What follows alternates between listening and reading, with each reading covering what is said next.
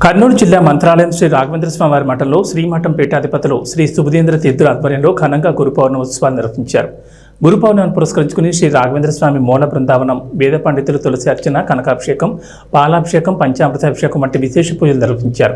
తుంగభద్ర తీరంలో ఉన్న తులసి వనంలో పీఠాధిపతులు శ్రీ సుబుధేంద్ర తీర్థులు లక్ష్మీ పూజ, భూమి పూజ, వర్ష పూజ, తులసి పూజ వంటి విశేష పూజలు నిర్వహించారు. అనంతరం తులసి వనంలో మృతికకు ప్రత్యేక పూజ నిర్వహించి బంగారు పల్లకిలో ఉంచి ఊరేగింపుగా తీసుకొచ్చి మృతికను శ్రీ రాఘవేంద్ర స్వామి మౌన బృందావనంపై ఉంచి మృతికోత్సవం నిర్వహించారు.